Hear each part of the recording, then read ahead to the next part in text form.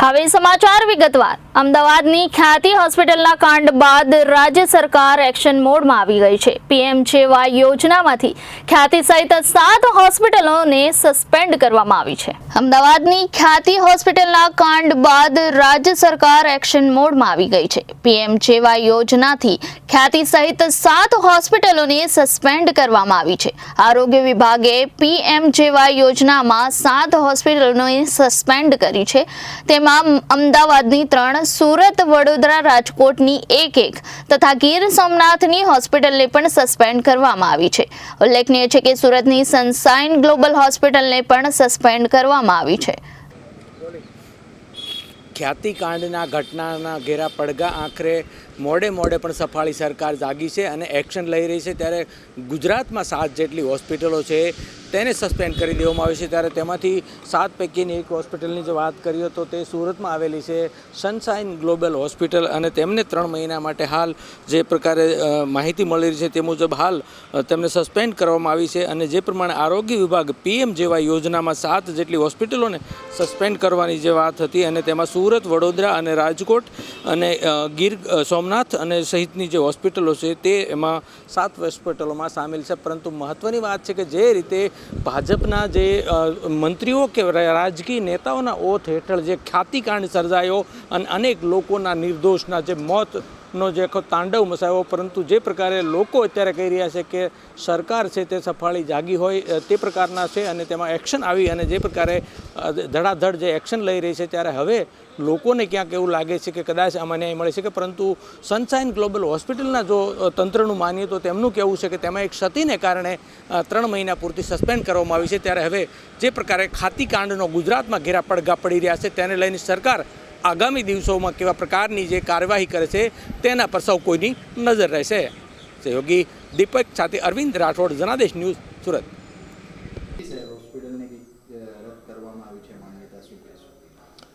2016-17થી Sunshine Global Hospital Ayushman યોજના અને પહેલાંની મા યોજના અંતર્ગત 50,000 કરતાં વધારે દર્દીઓની નિઃશુલ્ક સારવાર કરી ચૂક્યું છે।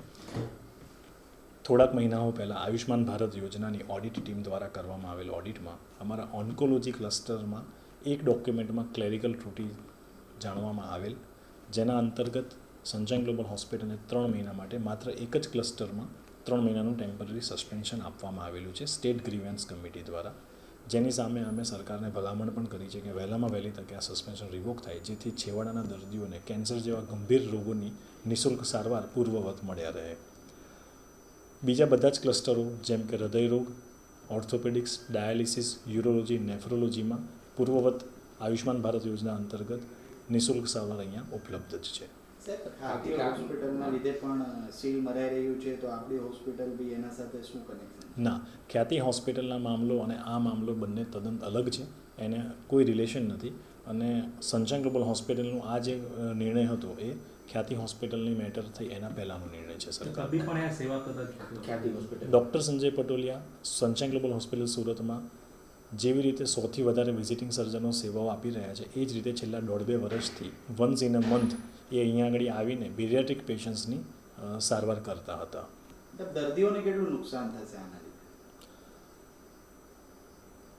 આયુષ્માન ભારત યોજના 2018થી પ્રધાનમંત્રીના વિઝન સાથે અમલમાં આવેલી છે, જે છેવાડાના દર્દીઓ કે જેની પાસે they are very poor, below poverty લાઇનના દર્દીઓને જે સારવાર પહેલાં શક્ય નથી, જે એ લોકો અફોર્ડ નથી કરી શકતા, એ સારવાર એ લોકો ગવર્મેન્ટ, સેમી ગવર્મેન્ટ અને પ્રાઇવેટ હોસ્પિટલ જે એમ્પેનલ હોય એમાં એ લોકો નિઃશુલ્ક સારવાર લઈ રહ્યા છે અને લઈ શકે છે।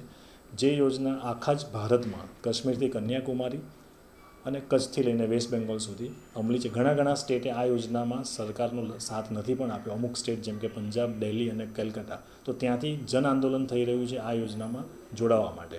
ચોક્કસપણે ગુજરાત લેવલ પર જે આ વસ્તુ થઈ રહી છે એવું મારું પર્સનલ લેવલ પર માનવું છે કે આવનારા સમયમાં આ યોજના વધુ સારી રીતે છેવાડાના દર્દીઓ સુધી પહોંચશે અને એમને પણ નિઃશુલ્ક સારવારનો લાભ સારામાં સારી હોસ્પિટલ્સમાં મળશે। Reporter Arvind Rathod, Janadesh news, Surat.